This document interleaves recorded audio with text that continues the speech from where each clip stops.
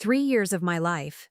3 years of 60-hour weeks, missed family dinners, and building something from nothing. 3 years of turning a failing marketing division into the company's biggest revenue generator. And it all came crashing down with a single email that arrived at 6:47 p.m. on a Thursday evening. The subject line read, "Organizational changes, effective immediately." I'd love to know which corner of the globe you're watching from. And if this story speaks to you, make sure to subscribe. Tomorrow's video is one you absolutely can't miss. But Marcus Henderson, my boss and the CEO of Henderson Digital Solutions, made one crucial mistake when he decided to replace me with his 24-year-old cousin 2 days before our biggest pitch ever. He forgot about the intellectual property clause buried in my employment contract, the same clause his company's lawyers had insisted on 3 years earlier. The same clause that would cost him everything. My name is Amanda Richardson, and I've been in digital marketing for 8 years. When I joined Henderson Digital Solutions in January 2022, the company was hemorrhaging money. Their marketing division was a joke. 3 employees who couldn't tell the difference between conversion rates and interest rates, working out of a cramped office in downtown Seattle that smelled permanently of burnt coffee and broken dreams. Marcus Henderson inherited the company from his father, who'd built it from the ground up in the 1980s. The elder Henderson understood construction and real estate development, but Marcus had an MBA from a decent school and an ego the size of Mount Rainier, but he couldn't market water to people dying of thirst. When I walked into that first interview wearing my best Navy suit and carrying a portfolio that showcased campaigns I'd run for companies 3 times Henderson's size, I could see the desperation in his eyes. "Amanda," he said, leaning back in his leather chair that probably cost more than most people's monthly rent, "we need someone who can turn this ship around. Someone with vision. Someone who understands that marketing isn't just about pretty pictures and catchy slogans." He offered me the position of marketing director with a salary that was honestly more than I'd expected, plus equity options that seemed generous at the time. The catch? I'd be inheriting a department that was basically starting from zero. No established processes, no reliable data systems, no relationships with quality vendors. Just me and the monumental task of building something that actually worked. The first 6 months were brutal. I fired 2 of the 3 existing employees, not because they were bad people, but because they fundamentally didn't understand what modern marketing required. I kept Sarah Chen, a junior analyst who showed promise and wasn't afraid to learn. Together we rebuilt everything from scratch. I implemented new CRM systems, established relationships with media partners, created content calendars that actually made sense, and developed attribution models that could track every dollar spent to every dollar earned. I worked weekends, holidays, and every evening until my eyes burned from staring at spreadsheets and campaign dashboards. The results spoke for themselves. In my first year, I increased qualified leads by 340%. Marketing attributed revenue jumped from $480,000 to $2.1 million. Our cost per acquisition dropped by 60%, while our customer lifetime value increased by 85%. By the end of 2022, the marketing department went from being Henderson's biggest expense to its biggest asset. Marcus loved the numbers, but he loved taking credit for them even more. In board meetings, he'd present his marketing strategy. At industry conferences, he'd speak about his innovative approach to digital campaigns. I didn't mind initially. Results mattered more than recognition, and my bank account reflected my success. The real breakthrough came in early 2023, when I identified an opportunity in the sustainable construction market. While other marketing agencies were still pushing traditional contractors, I saw that eco-friendly buildings were about to explode. I spent months researching LEED certification processes, green building materials, and the emerging market of environmentally conscious developers. I created a comprehensive go-to-market strategy for positioning Henderson Digital Solutions as the premier marketing partner for sustainable construction companies. The strategy included specialized service packages, industry-specific case studies, and partnerships with green building organizations. It was innovative, it was profitable, and it was entirely my creation. The strategy worked beyond our wildest expectations. We landed Greenbuild Industries as our first major sustainable construction client in March 2023, followed by Eco-Construct Partners in May and Sustainable Structures LLC in July. Each client brought revenue in the high 6 figures, and more importantly, they brought referrals. By August, we had a waiting list of potential clients. This success caught the attention of Meridian Capital Group, a venture capital firm that specialized in sustainable business investments. They approached Marcus in September about potentially partnering with Henderson Digital Solutions to create a specialized marketing agency focused exclusively on the green construction industry. The opportunity was massive. Meridian wanted to invest $2.9 million to help us launch Henderson Green Marketing, a subsidiary that would target the sustainable construction market nationwide. The investment would allow us to hire specialized staff, open offices in key markets like Portland, Denver, and Austin, and establish ourselves as the dominant player in green construction marketing before larger agencies caught on. But here's where things get interesting. Meridian didn't just want to write a check and walk away. They wanted to understand our strategy, our processes, and our competitive advantages. They requested a comprehensive pitch presentation that would detail our proprietary methodologies, client acquisition strategies, and growth projections. Marcus assigned me to lead the pitch preparation. For 6 weeks, I worked around the clock, developing a presentation that would showcase everything we'd built. I created detailed case studies, developed financial projections, and crafted a narrative that would convince Meridian that we weren't just another marketing agency. We were the future of sustainable construction marketing. The presentation was 127 slides of pure gold. I included proprietary audience segmentation models I'd developed, conversion optimization strategies that had never been shared outside our company, and client acquisition frameworks that competitors would kill for. I documented our entire approach to sustainable construction marketing, from initial prospect identification to long-term retention strategies. Most importantly, I included my secret weapon, a predictive analytics model I'd been developing for 8 months that could identify which construction companies were most likely to transition to sustainable practices before they even knew it themselves. The model analyzed everything from permit applications to supplier relationships to executive LinkedIn activity. It was revolutionary, and it was the key to our competitive advantage.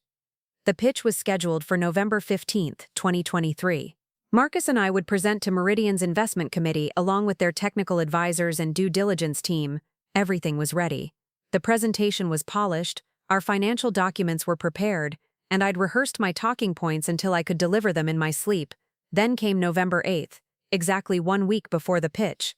I was in my office, making final adjustments to our revenue projections, when my computer chimed with an email notification. The sender was Marcus Henderson. The subject line made my stomach drop. Organizational changes, effective immediately.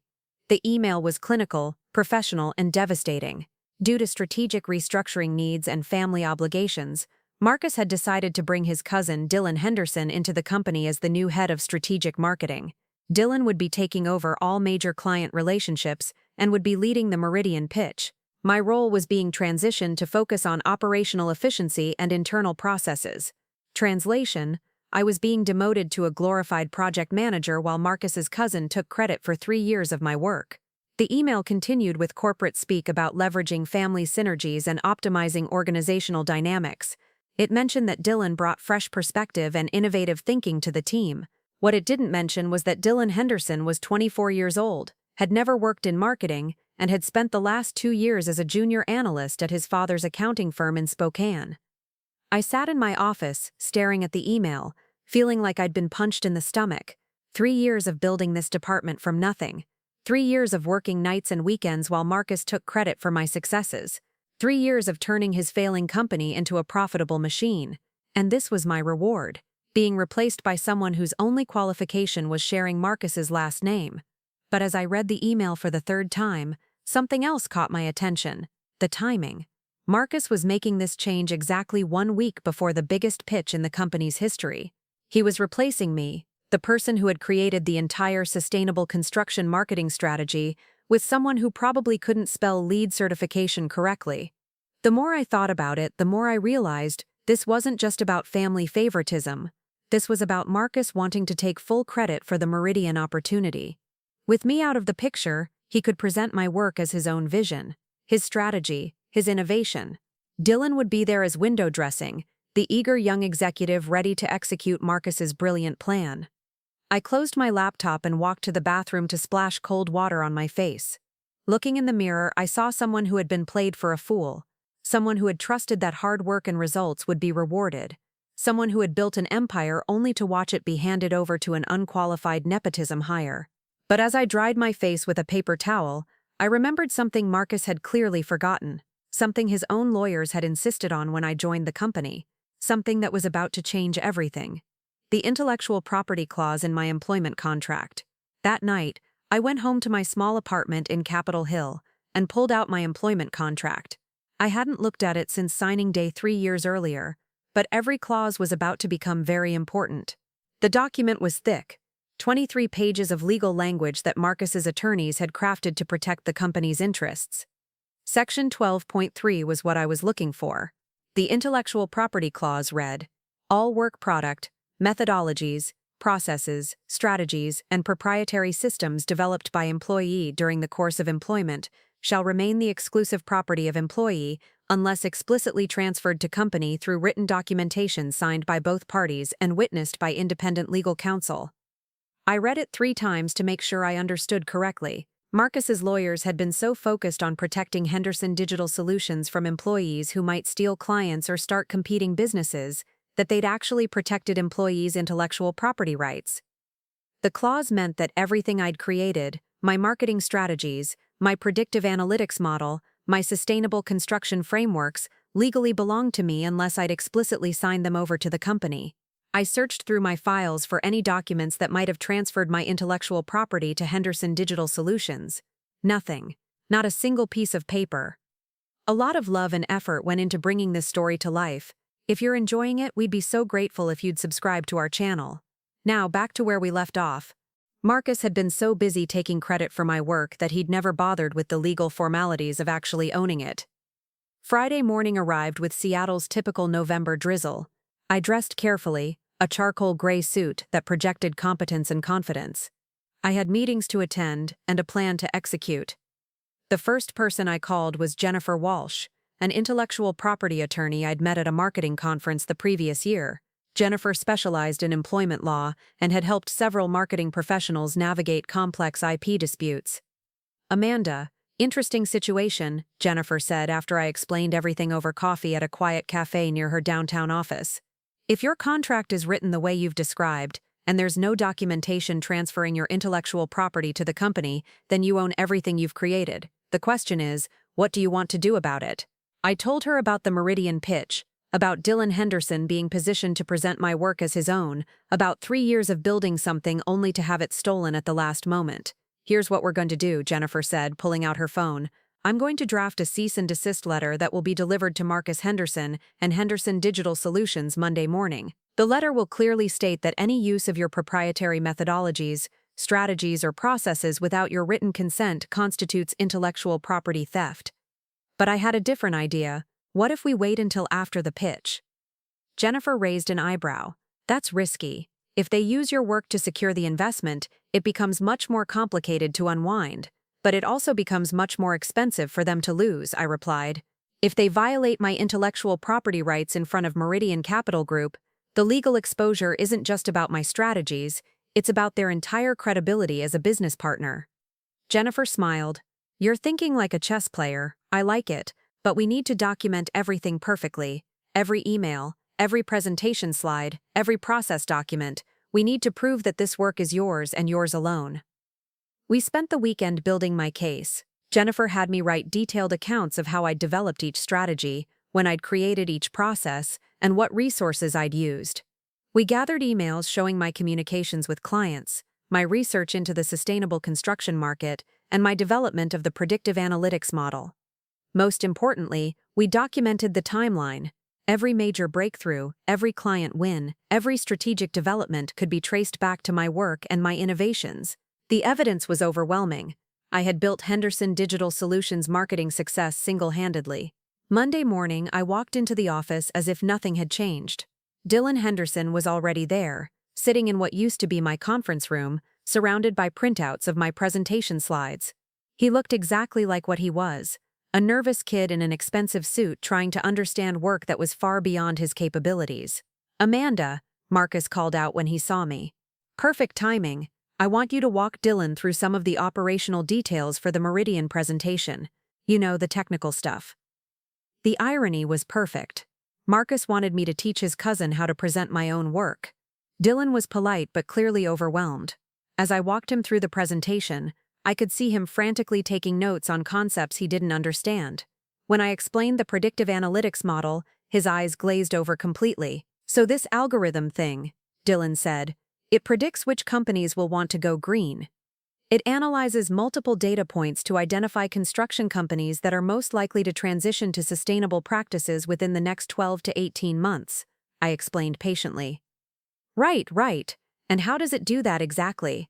I spent the next hour explaining statistical modeling, regression analysis, and machine learning principles to someone who clearly had never encountered any of these concepts before. Dylan nodded along, but I could tell he was completely lost. The next few days followed the same pattern. Marcus would have me brief Dylan on different aspects of the presentation while positioning it as me being a team player during the transition. What Marcus didn't realize was that I was documenting every interaction, every question Dylan asked, every moment that proved he had no understanding of the work he was about to claim as his own. Wednesday evening, Jennifer called with an update. "I've been researching Meridian Capital Group. They're incredibly thorough in their due diligence process. They don't just evaluate business plans, they evaluate the people behind them. If Dylan Henderson tries to present work he clearly doesn't understand, they'll know immediately." What happens then? Best case scenario for Henderson Digital Solutions. Meridian walks away from the deal. Worst case, they realize they're dealing with a company that engages in intellectual property theft and potential fraud. That kind of reputation damage could destroy them in the venture capital world. Thursday afternoon, Marcus held an all-hands meeting to discuss the upcoming pitch. The entire staff, all 12 employees, gathered in the main conference room while Marcus outlined his vision for Henderson Green marketing. "This opportunity represents everything we've worked toward," Marcus announced, standing at the front of the room like a motivational speaker. "Dylan will be leading our presentation to Meridian, showcasing the innovative strategies that will position us as leaders in sustainable construction marketing." I sat in the back of the room, watching Marcus take credit for my work while his unqualified cousin nodded seriously beside him. Several of my colleagues glanced at me with confused expressions. They all knew who had actually developed these strategies. After the meeting, Sarah Chen approached me privately. "Amanda, what's really going on here? Everyone knows this sustainable construction strategy was your brainchild. Why is Dylan suddenly taking over?" "Family business dynamics," I replied diplomatically. "Don't worry about it." But Sarah wasn't satisfied. "This doesn't make sense. You've been working on this Meridian pitch for weeks. You know every detail, every number, every strategy. Dylan just got here." That evening, I received a text from Sarah. "I've been thinking about our conversation. If you need anyone to testify about who really created these marketing strategies, I have emails and documents going back 2 years. Just saying." It wasn't just Sarah. Over the next day, 3 other employees, including our lead designer and our client success manager, reached out to offer similar support. They'd all watched me build the marketing department from nothing, and they were all uncomfortable with what Marcus was doing. Friday afternoon, the day before the pitch, Marcus called Dylan and me into his office for a final rehearsal. Dylan stumbled through the presentation, mispronouncing technical terms, and clearly not understanding the strategic rationale behind key decisions. When he reached the section about the predictive analytics model, Dylan completely fell apart. "So this model uses, data points to predict companies that want to be more environmental." Marcus jumped in quickly. "What Dylan means is that our proprietary algorithm analyzes market indicators to identify optimal prospects for sustainable construction services." But the damage was done. Even Marcus could see that Dylan was completely unprepared to present highly technical marketing strategies to sophisticated investors. "Amanda," Marcus said, turning to me with barely concealed panic, "maybe you should attend the meeting tomorrow. To provide technical support if Dylan needs any backup on the details." This was the moment I'd been waiting for. "I appreciate the offer, Marcus, but I don't think that would be appropriate. This is Dylan's presentation now, and I wouldn't want to interfere with his opportunity to showcase his expertise." Marcus's face went pale. He was finally realizing that he'd created an impossible situation. He'd removed the person who actually understood the work from the presentation, replacing her with someone who couldn't even explain basic concepts, and now he was stuck with the consequences.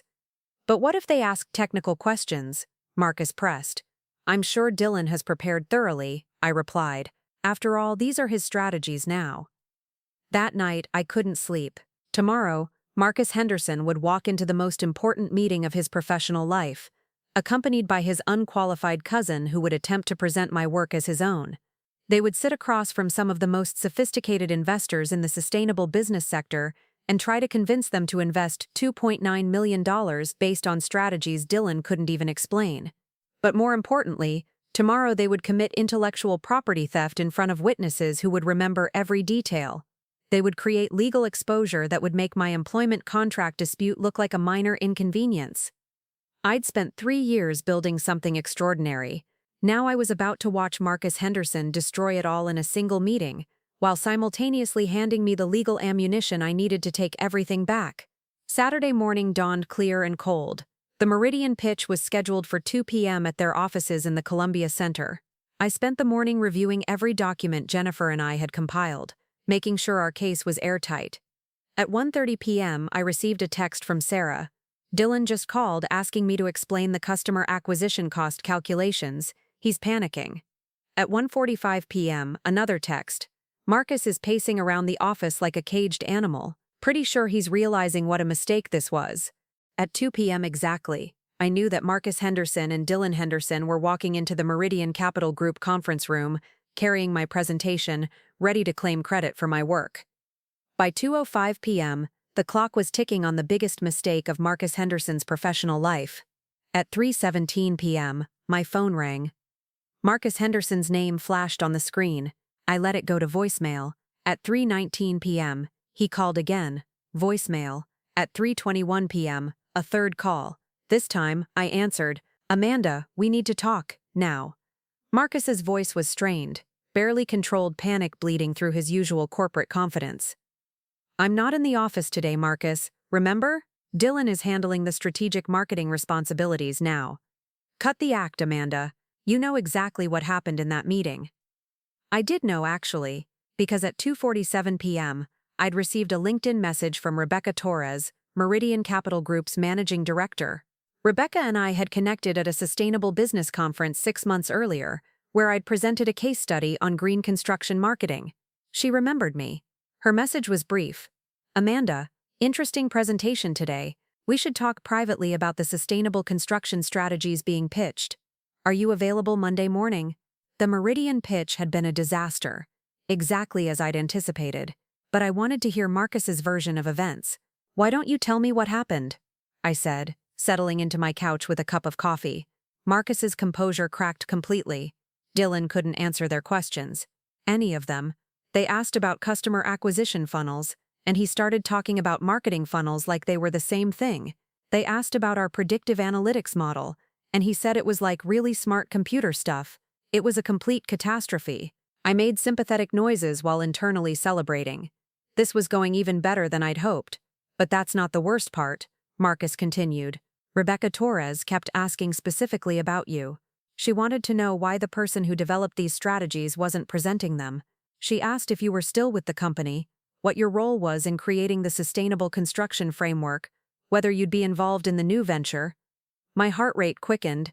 Rebecca Torres was clearly suspicious about what she'd witnessed. What did you tell her? I tried to explain that you'd been promoted to focus on operational efficiency, that Dylan was taking over strategic responsibilities, but she kept pushing. She asked Dylan direct questions about methodology development, about market research processes, about the technical aspects of the analytics model. He couldn't answer anything. The beautiful irony wasn't lost on me. Marcus had been so eager to take credit for my work that he'd put someone completely unqualified in charge of defending it to sophisticated investors who could immediately recognize incompetence. Then what happened? They ended the meeting after 45 minutes. 45 minutes, Amanda. We were supposed to have 2 hours to present everything. Rebecca Torres said they needed to reassess the strategic fit and would be in touch. That's investor speak for don't call us, we'll call you. Marcus was spiraling, and I was just getting started. I'm sorry to hear that, Marcus. I'm sure Dylan will figure out how to better present his strategies next time. His strategies? Amanda, we both know. I know that according to the email you sent me last Thursday, Dylan Henderson is now responsible for all strategic marketing initiatives, Those are his strategies to present however he sees fit. The line went quiet for a long moment. When Marcus spoke again, his voice was different, calculating, dangerous. Amanda, let's stop playing games. I need you to fix this. I need you to call Rebecca Torres and explain that you're fully committed to the Henderson Green marketing venture. Tell her you'll be leading the strategic implementation, that Dylan was just nervous in his first big presentation. That's not going to happen, Marcus. I'm offering you the marketing director position back, full authority over the department, plus a 20% salary increase. Just fix this Meridian situation. That's generous, but I'm going to decline. 30% increase, plus additional equity options. Still no. Marcus's voice turned cold. Amanda, I think you're forgetting that you signed a non-compete agreement. If you're thinking about taking this sustainable construction expertise somewhere else, think again. I'll sue you into bankruptcy. This was the moment I'd been building toward. Time to play my ace. Marcus, I think you're forgetting something much more important than my non-compete clause. I think you're forgetting Section 12.3 of my employment contract. Silence, the intellectual property clause, Marcus, the one your lawyers insisted on including to protect Henderson Digital Solutions. The one that says all work products I develop remains my exclusive property unless explicitly transferred to the company through written documentation. More silence. Every strategy Dylan tried to present today, every methodology, every process, every framework, they all belong to me. Legally. And you just committed intellectual property theft in front of one of Seattle's most prominent venture capital firms. When Marcus finally spoke, his voice was barely a whisper. That's not how that clause works. Actually, it's exactly how that clause works. I had my attorney review it. Fascinating document, really. Your lawyers were so worried about employees stealing from you that they accidentally protected employees from you stealing from them. I could hear Marcus breathing heavily on the other end of the line. Here's what's going to happen. I continued. Tomorrow morning, Henderson Digital Solutions will receive a cease and desist letter regarding unauthorized use of my intellectual property. You'll have 72 hours to remove all of my proprietary methodologies from your systems, your presentations, and your client materials. Amanda, you can't. Oh, but I can, and I will. Because you see, Marcus, while you were busy playing family politics, I was documenting everything. Every email shows my development of these strategies. Every timestamp proving when I created each methodology. Every witness who can testify that this work was mine and mine alone. The reality of his situation was finally sinking in. Without my marketing strategies, Henderson Digital Solutions would revert to exactly what it was when I'd arrived 3 years earlier, a failing company with no competitive advantage. What do you want? Marcus asked quietly. I want Henderson Digital Solutions to publicly acknowledge that all sustainable construction marketing strategies were developed by me. I want a formal letter confirming that these methodologies remain my intellectual property. And I want a comprehensive licensing agreement that compensates me fairly for any future use of my work. That's impossible. The board would never approve. Then I guess Henderson Digital Solutions will be getting out of the sustainable construction marketing business, permanently. Marcus tried one more desperate gambit. Fine, but the non-compete clause still stands. You can own your strategies, but you can't use them to compete against us. I laughed. Actually, I laughed out loud. Marcus, did you read the non-compete clause recently? Because I did. It prevents me from soliciting Henderson Digital Solutions clients or employees. It doesn't prevent me from using my own intellectual property to start my own business serving completely different clients. The silence stretched for nearly a minute. I'll call you back, Marcus said finally, and hung up. Sunday morning brought rain and a sense of anticipation. I spent the day preparing for my meeting with Rebecca Torres, reviewing every detail of my sustainable construction marketing framework and finalizing my business plan for what would eventually become Richardson Green Strategies. Because somewhere between Marcus's panicked phone call and my attorney's cease and desist letter, I'd realized something important. I didn't want to go back to Henderson Digital Solutions.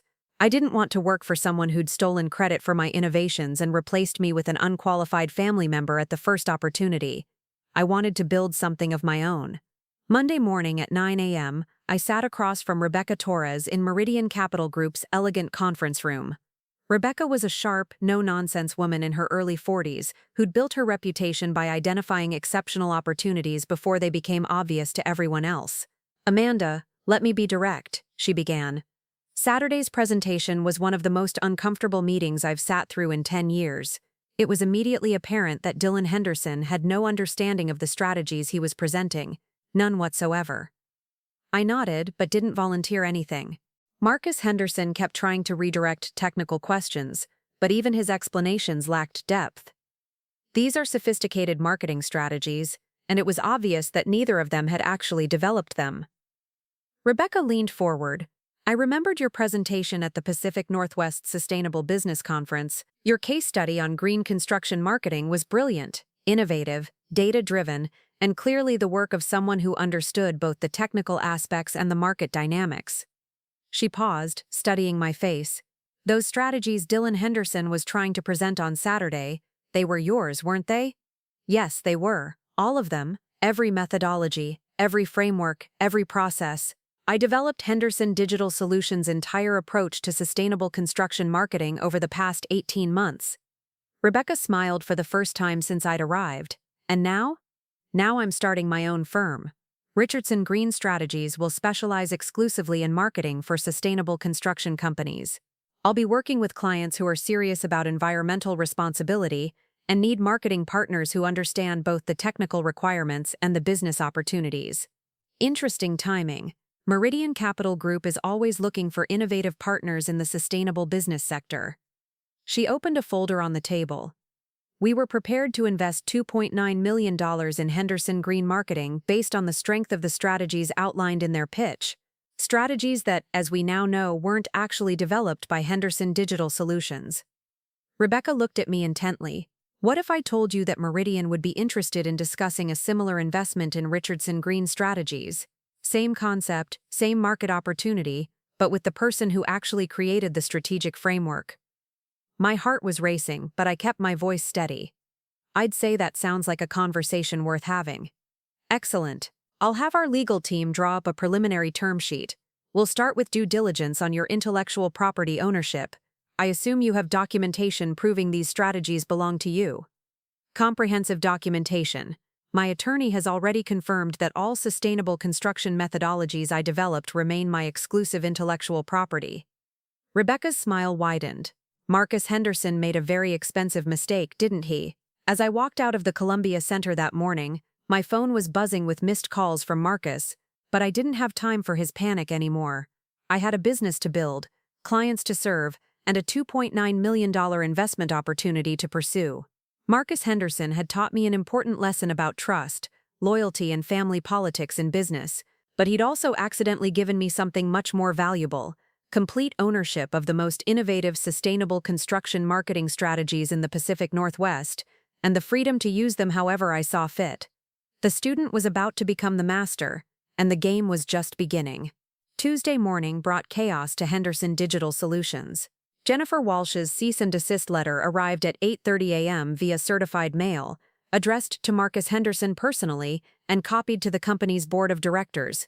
By 9:15 a.m., my phone was ringing. Amanda, what the hell is this legal document?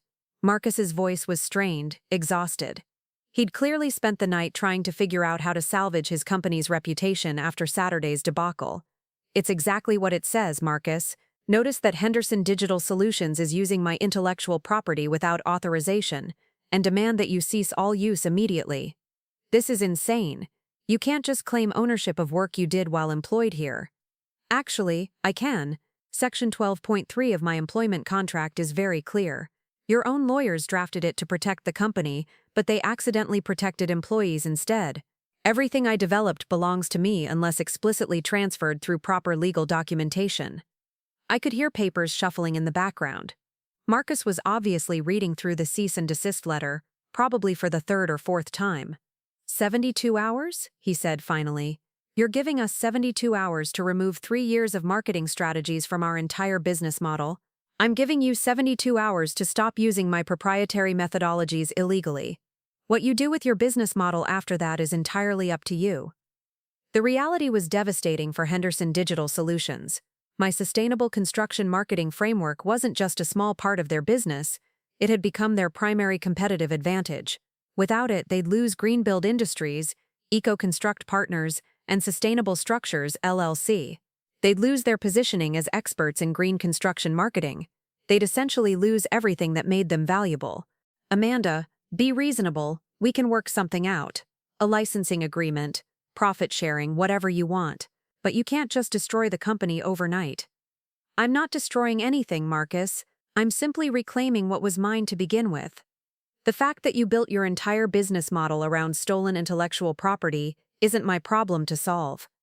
What Marcus didn't know yet was that while he'd been scrambling to understand his legal exposure, I'd been busy securing my future. Monday afternoon, immediately after my meeting with Rebecca Torres, I called every major client Henderson Digital Solutions served in the sustainable construction space. The conversations were remarkably similar. I'd introduce myself, explain that I was the person who'd actually developed their marketing strategies, and inform them that I was starting my own firm. Without exception, they were interested in continuing to work with me rather than with Henderson Digital Solutions. Greenbuild Industries was the first to commit. Their CEO, Patricia Morrison, had always suspected that I was the real strategic mind behind their marketing success. "Amanda, I'm not surprised by any of this," Patricia had said during our phone call Monday evening. "Every time we had strategic discussions, Marcus would defer to you or ask you to explain the technical details. Dylan Henderson couldn't even pronounce LEED certification correctly during last month's review meeting."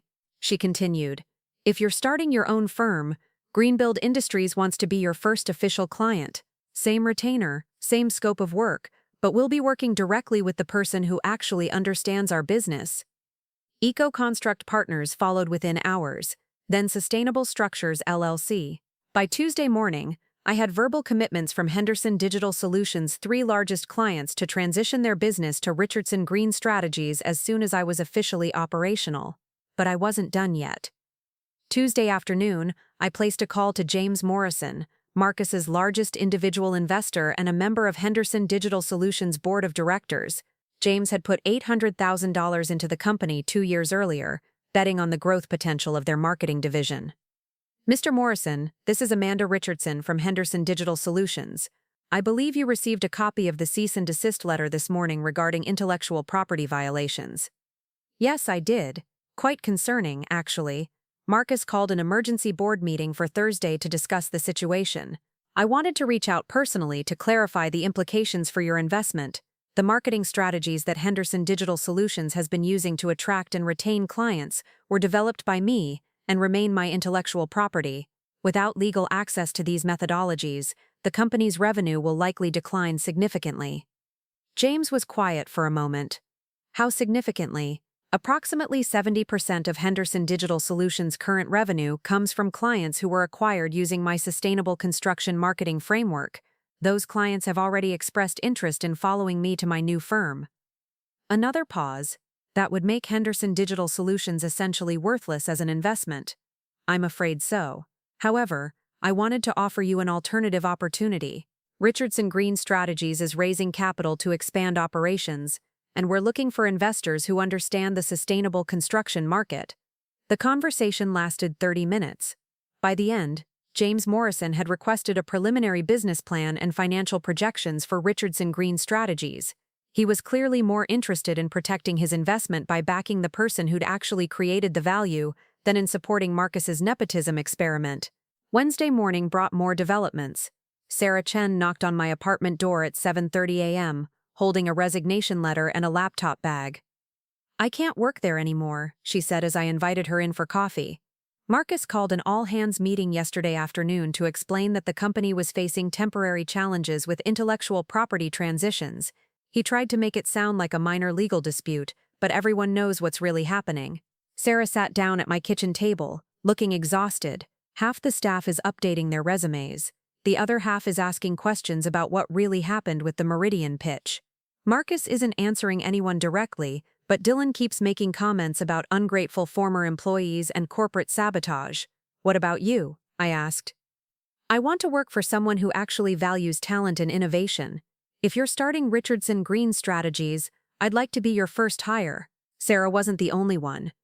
By Wednesday evening, I'd received calls from 4 other Henderson Digital Solutions employees, including the lead designer and the client success manager. They'd all watched me build the marketing department from nothing, and they were all ready to follow me to something better. Thursday morning arrived with Marcus's emergency board meeting. I wasn't invited, obviously, but I didn't need to be there to know what was happening. James Morrison would be asking pointed questions about the company's legal exposure. The other board members would be demanding explanations for how Marcus had managed to lose a $2.9 million investment opportunity while simultaneously creating massive intellectual property liability. At 10:30 a.m., my phone rang. Unknown number. Amanda Richardson. This is David Chen, legal counsel for Henderson Digital Solutions Board of Directors. The board would like to schedule a meeting with you to discuss a potential resolution to the current intellectual property dispute. I'm represented by counsel, Mr. Chen. Any settlement discussions should go through Jennifer Walsh. Of course, however, the board is prepared to offer significant compensation for a licensing agreement that would allow Henderson Digital Solutions to continue using the sustainable construction marketing methodologies you developed. How significant? $250,000 upfront, plus 15% of revenue from all clients acquired using your strategies. I almost laughed. They were offering me $250,000 for work that was already legally mine, plus a percentage of revenue I was planning to take anyway when the clients followed me to my new company. That's an interesting offer, Mr. Chen, but I'm going to decline. However, I appreciate the board's acknowledgement that these strategies belong to me. Amanda, please consider this carefully. This dispute could drag through the courts for years. Legal fees alone could cost both sides hundreds of thousands of dollars. You're absolutely right. Legal disputes are expensive and time-consuming. That's why I'm not planning to file any lawsuits. Silence. I'm simply going to continue using my own intellectual property to serve clients who want to work with the person who actually developed their marketing strategies. No lawsuits necessary. David Chen cleared his throat.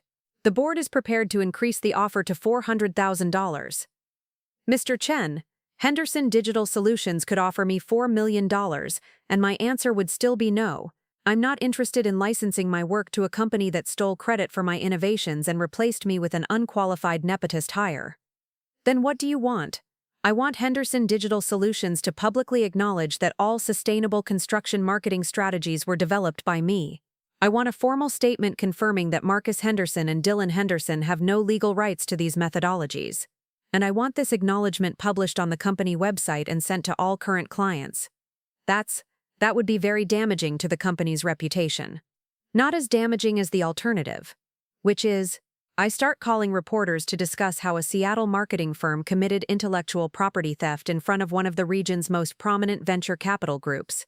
I discuss how the CEO replaced the person who built his company's success with his unqualified cousin 2 days before a $2.9 million pitch. I provide documentation showing exactly how this incompetent decision cost them everything. The implications were clear.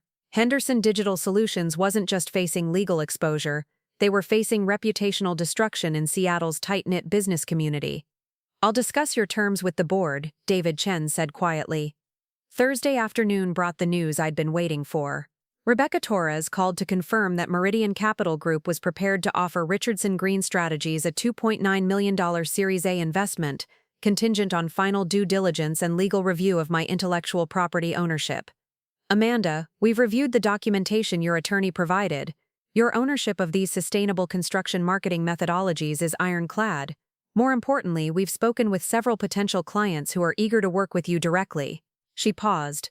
Patricia Morrison from Greenbuild Industries was particularly enthusiastic. She said, and I quote, "Amanda Richardson is the most innovative marketing strategist we've ever worked with. We've been waiting for her to start her own firm so we could give her the recognition and resources she deserves." The investment terms were even better than what Meridian had originally offered Henderson Digital Solutions. Same dollar amount, but I'd retain majority ownership and complete operational control. They wanted me to succeed, not just to license my strategies. There's one additional element we'd like to discuss, Rebecca continued. Meridian has relationships with sustainable construction companies nationwide. We'd like Richardson Green Strategies to be our preferred marketing partner for all portfolio companies in the green building sector. That single partnership would give me access to dozens of potential clients across the country. What had started as intellectual property protection was becoming the foundation for a national marketing firm. Friday morning, exactly 1 week after Marcus had sent the email demoting me, Henderson Digital Solutions Board of Directors approved my terms. David Chen called to confirm that the company would publish a formal acknowledgement of my intellectual property ownership and send the statement to all current clients. The acknowledgement was everything I'd requested and more. It confirmed that Amanda Richardson had developed all sustainable construction marketing methodologies currently used by Henderson Digital Solutions. It stated that these strategies remained my exclusive intellectual property. Most importantly, it recommended that clients who wish to continue using these innovative marketing approaches should contact Richardson Green Strategies directly. Marcus Henderson had inadvertently written the best advertisement I could have asked for. By Friday afternoon, Richardson Green Strategies had secured $2.9 million in Series A funding, committed contracts with 3 major clients, partnership agreements with a prominent venture capital firm, and a team of experienced marketing professionals ready to build something extraordinary. Marcus Henderson had tried to steal my work and replace me with his unqualified cousin. Instead, he'd given me everything I needed to destroy his company and build something better. The game was nearly over, but I still had one final move to make. 6 months later, Richardson Green Strategies occupied the entire 15th floor of the Smith Tower, one of Seattle's most prestigious business addresses. Floor-to-ceiling windows offered panoramic views of Elliott Bay, while our open-concept workspace buzzed with the energy of a company that had grown from a one-person operation to a 23-employee powerhouse in record time. I was reviewing quarterly reports when my assistant, Katie Williams, knocked on my office door. "Amanda, there's Marcus Henderson here to see you. He doesn't have an appointment, but he says it's urgent." Marcus Henderson. I hadn't spoken to him since the board's public acknowledgement 6 months earlier. After that humiliating statement was published, Henderson Digital Solutions had hemorrhaged clients, employees, and credibility with breathtaking speed. "Send him in." Marcus walked into my office looking like a man who'd aged 5 years and 6 months. His expensive suit couldn't hide the weight loss, the dark circles under his eyes, or the defeated slump of his shoulders. This wasn't the arrogant CEO who'd replaced me with his cousin. This was someone who'd watched his professional world collapse in real time. "Amanda," he said, settling into the chair across from my desk without invitation. "Congratulations on your success. This place is impressive." I didn't respond immediately. Marcus had requested this meeting, so he could explain why he was here. "I'll cut to the chase," he continued. "Henderson Digital Solutions is filing for bankruptcy next week. The board voted yesterday to liquidate all assets and dissolve the company." The news wasn't surprising. Industry sources had been reporting Henderson's struggles for months. Without their sustainable construction marketing capabilities, they'd lost every major client. The Meridian disaster had destroyed their reputation with potential investors. Staff departures had left them unable to service even basic marketing needs. "I'm sorry to hear that," I said, meaning it. Despite everything Marcus had done, watching any company fail wasn't something to celebrate. "Are you?" Marcus asked with a bitter smile. "Because you orchestrated the entire thing perfectly. The intellectual property claim, the client defections, the employee departures, even the media coverage. You didn't just take back your work, you destroyed my company systematically." He wasn't wrong, but he also wasn't acknowledging his own role in the destruction. "Marcus, I didn't destroy Henderson Digital Solutions. You destroyed it the moment you decided to steal credit for work you didn't understand and replace the person who built your success with someone who couldn't even explain basic marketing concepts." "Dylan was a mistake," Marcus admitted quietly. "I was trying to bring family into the business, trying to create something I could pass down. I thought having you train him would work. You thought you could take credit for my innovations while demoting me to train your replacement. That's not family business planning. That's intellectual theft with a side of nepotism." Marcus stared out the window at the Seattle skyline. "The board is demanding I personally cover the company's debts.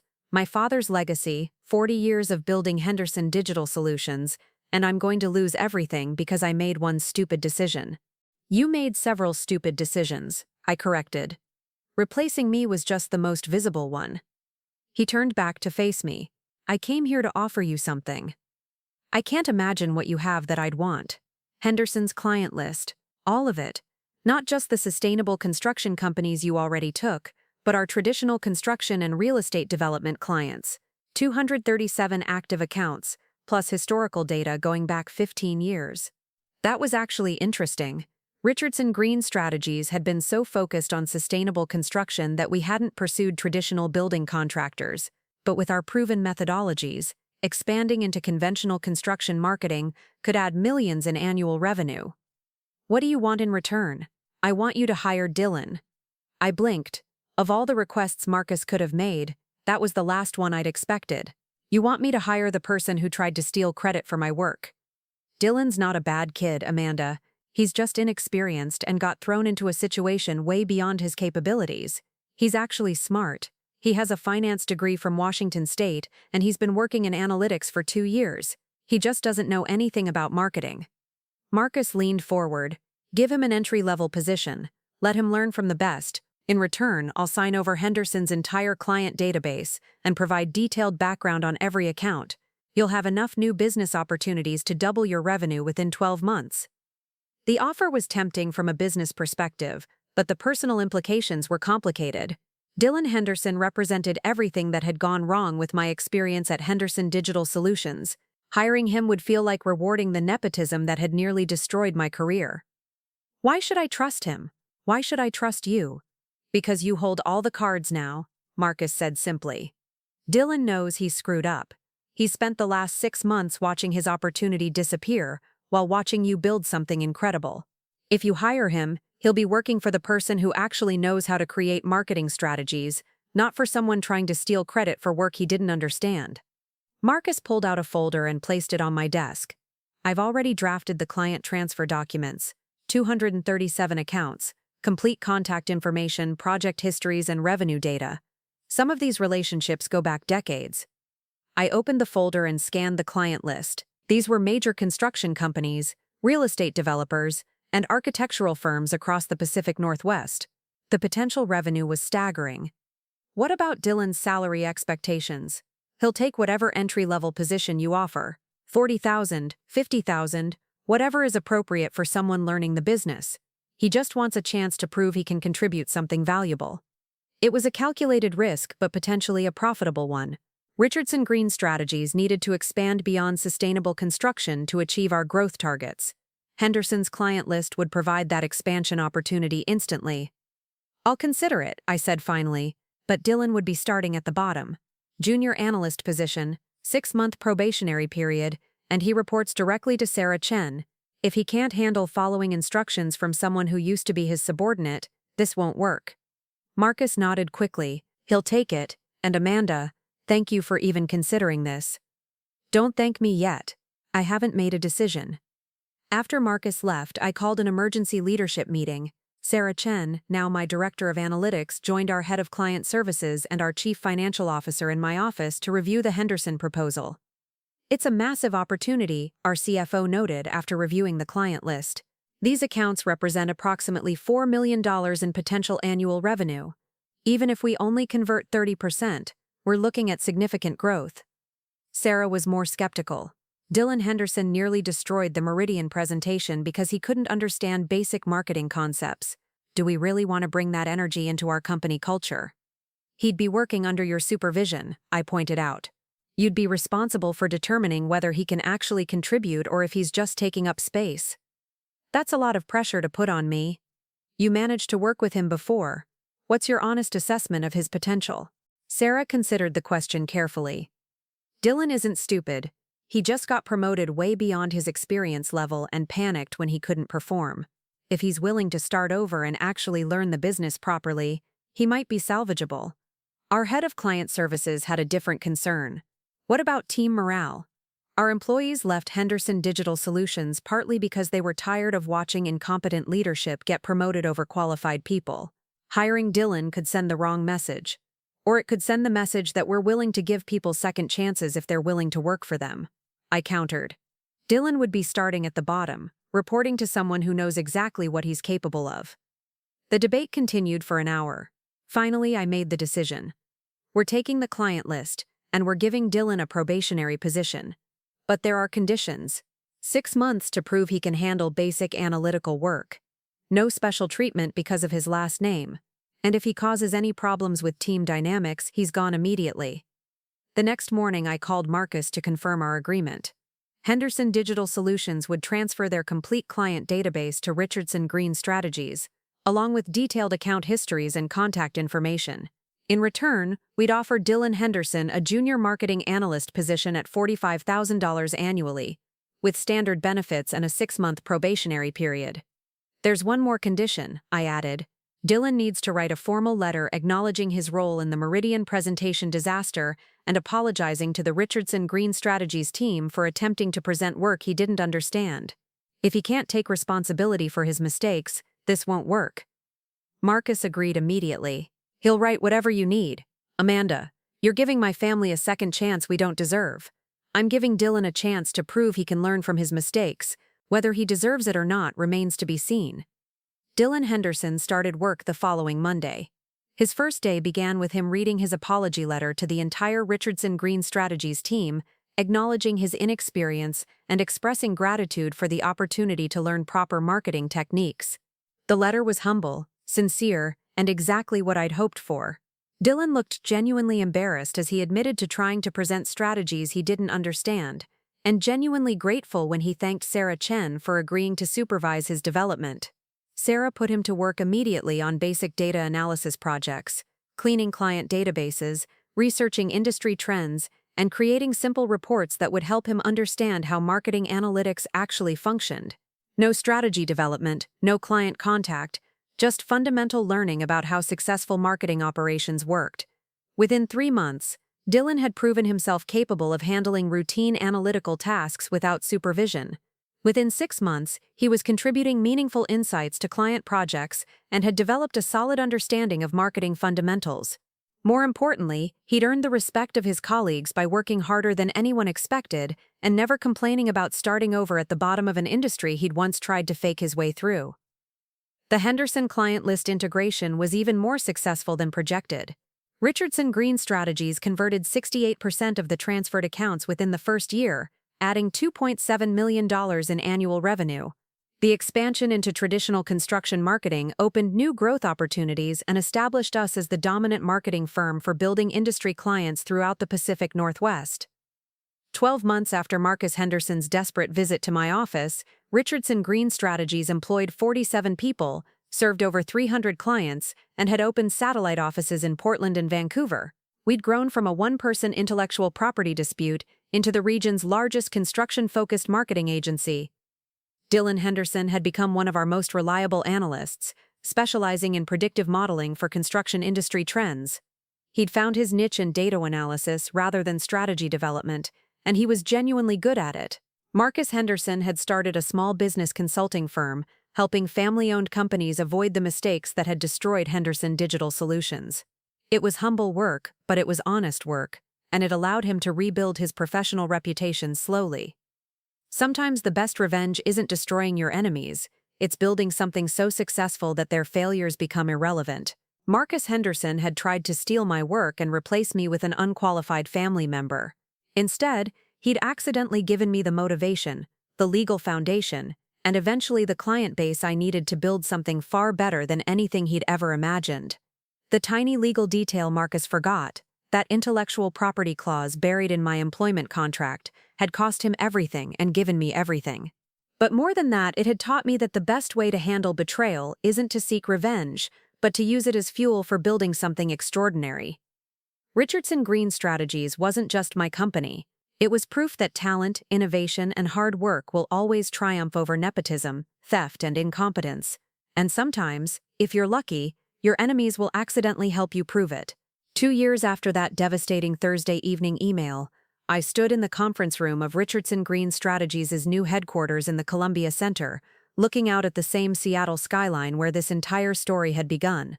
But today wasn't about reflection, it was about the future.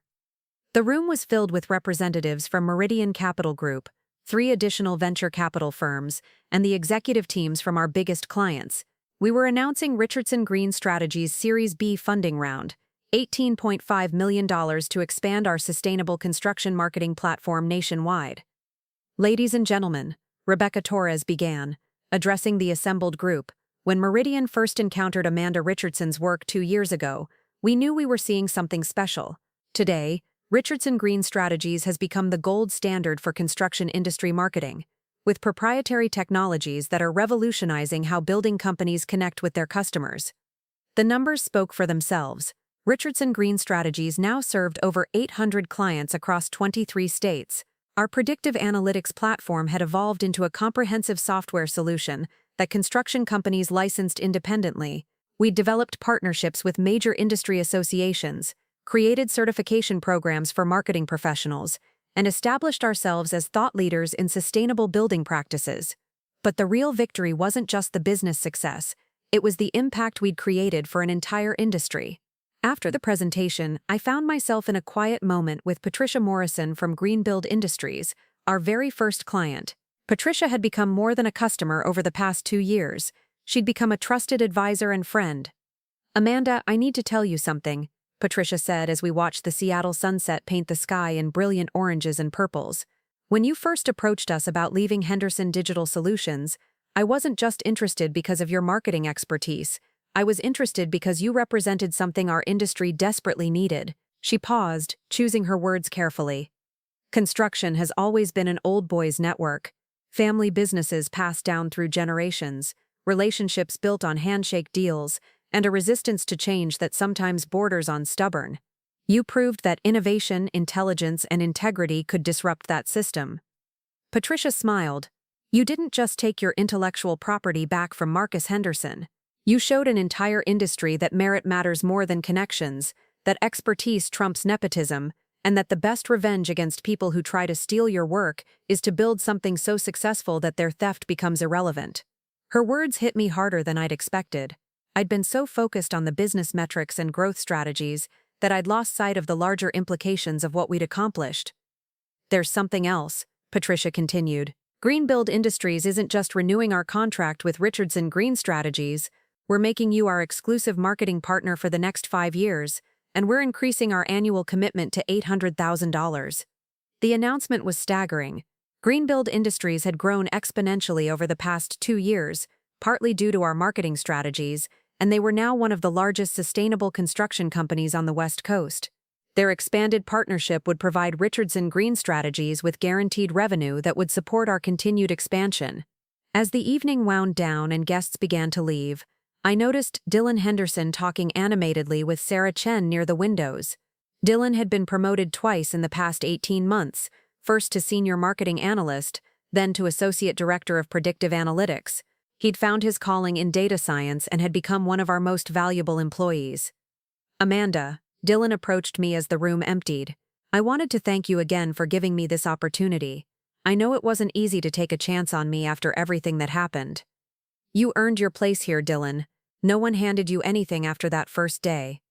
"I learned something important from that whole disaster," he said thoughtfully. "My uncle Marcus was so focused on family legacy and passing down the business that he forgot the most important lesson my grandfather taught him: respect the people who actually do the work." Dylan had indeed learned that lesson. He worked longer hours than anyone else in his department, constantly sought feedback on his performance, and had developed genuine expertise in marketing analytics rather than trying to fake knowledge he didn't possess. "There's something I've been wanting to ask you," Dylan continued. "Marcus is thinking about closing his consulting firm and retiring. He's only 62, but the Henderson Digital Solutions failure really broke something in him. He feels like he dishonored our family's business legacy." I hadn't heard much about Marcus over the past year. His consulting firm had struggled to attract clients, partly because the Henderson Digital Solutions collapse had damaged his reputation throughout Seattle's business community. "What does that have to do with me?" "He wants to make a formal public apology, not just to you, but to the entire construction marketing industry. He wants to acknowledge what he did wrong, take full responsibility for his mistakes, and publicly credit you with creating the innovations he tried to steal." The request was unexpected. Marcus had already provided the client list and facilitated Dylan's employment at Richardson Green Strategies. A public apology would go far beyond what any legal settlement could have required. Why now? Because he's finally ready to admit that he was wrong. Not just tactically wrong about replacing you with me, but fundamentally wrong about how to build a successful business. He spent 40 years watching my grandfather create value through hard work and innovation, then threw it all away because he prioritized family politics over competence. Dylan looked out at the Seattle skyline. He wants to make sure that other family business owners don't make the same mistakes. He wants to use his failure as a teaching moment about the importance of recognizing and rewarding actual talent instead of just promoting relatives. The conversation gave me an idea. Richardson Green Strategies had been invited to present a case study at the National Construction Marketing Conference next month. The presentation was supposed to focus on our growth strategies and technological innovations, but perhaps there was value in telling the complete story, including the mistakes that had led to our founding. Tell Marcus I'll consider his apology proposal, but I have conditions. Anything. He participates in our conference presentation. We tell the whole story. His mistakes, the intellectual property theft, the consequences of nepotism, and how the industry can learn from what happened. Full transparency. No sugarcoating, complete accountability. Dylan's eyes widened. That would be intense. Are you sure you want to revisit all of that publicly? I think the construction industry needs to hear it. Too many family businesses make the same mistakes Marcus made. If our story can prevent other companies from destroying themselves through nepotism and intellectual property theft, it's worth the discomfort. 3 weeks later, Marcus Henderson stood on the stage of the National Construction Marketing Conference in Denver, addressing an audience of over 1,200 industry professionals. He looked nervous but determined as he began his portion of our joint presentation. My name is Marcus Henderson, and I'm here to tell you about the biggest business mistake of my career. 2 years ago, I destroyed a successful marketing firm because I prioritized family loyalty over professional competence, and I tried to steal credit for work I didn't understand. The room was completely silent. Conference presentations usually focused on success stories and best practices. Public admissions of professional failure were almost unheard of. Marcus continued. Amanda Richardson spent 3 years building Henderson Digital Solutions into a profitable company. She created innovative marketing strategies that generated millions in revenue. She turned a failing business into an industry leader. And I repaid her dedication by demoting her and trying to replace her with my unqualified cousin 2 days before the most important presentation in our company's history. He detailed the entire story, the Meridian pitch disaster, the intellectual property dispute, the client defections, and the eventual bankruptcy of Henderson Digital Solutions. He took full responsibility for every decision and acknowledged that his actions had constituted both legal and ethical violations. The construction industry has a long tradition of family businesses, Marcus concluded. That tradition can be a source of strength, continuity, and values-driven leadership. But family loyalty should never override merit, competence should never be sacrificed for convenience, and no business owner should ever try to steal credit for work they didn't create. When I took the stage after Marcus, the audience was visibly moved by his honesty. I spent the next 30 minutes detailing how Richardson Green Strategies had grown from that intellectual property dispute into a national leader in construction marketing, but I also emphasized the lessons that other business owners could learn from our experience. The most important takeaway isn't that family businesses are bad, I explained. The takeaway is that successful businesses require systems that reward merit, recognize contributions, and protect intellectual property. Whether you're hiring family members or outside employees, competence must be the primary qualification. The presentation received a standing ovation and generated more media coverage than any conference session in the event's history. Trade publications wrote extensively about the importance of merit-based hiring in family businesses. Business schools requested permission to use our story as a case study in their entrepreneurship programs.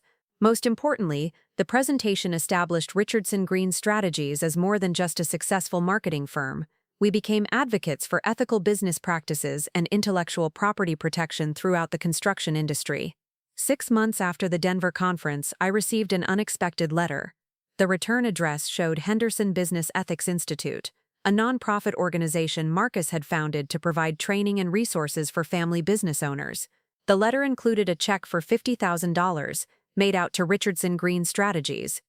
Amanda, the letter began, this donation represents the first funding from the Henderson Business Ethics Institute's scholarship program. We're providing grants to marketing professionals who want to start their own firms, with special emphasis on protecting intellectual property rights and promoting merit-based hiring practices.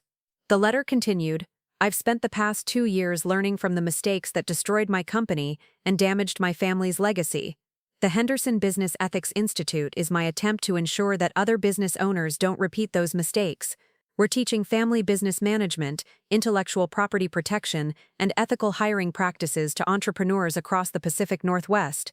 Marcus concluded, You turned my worst professional failure into a teaching moment that's now helping hundreds of other business owners avoid similar disasters.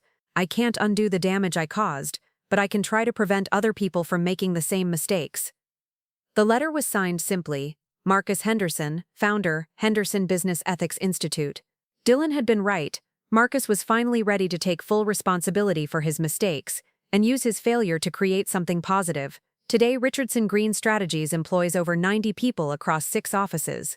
We've launched a software division that licenses our predictive analytics platform to construction companies nationwide. Our certification program for construction marketing professionals has trained over 2,000 industry specialists. Dylan Henderson leads our data science team and has developed proprietary algorithms that help construction companies identify market opportunities months before their competitors. He's become a recognized expert in construction industry analytics and frequently speaks at conferences about the intersection of data science and building industry marketing. Marcus Henderson's Business Ethics Institute has trained over 500 family business owners in best practices for hiring, intellectual property protection, and merit-based leadership. He's become a respected voice in discussions about preventing nepotism and protecting employee innovations. The tiny legal detail that Marcus forgot, that intellectual property clause buried in my employment contract, didn't just cost him his company. It taught an entire industry about the importance of recognizing talent, protecting innovations, and building businesses based on competence rather than family connections. Sometimes the best stories don't end with revenge or destruction.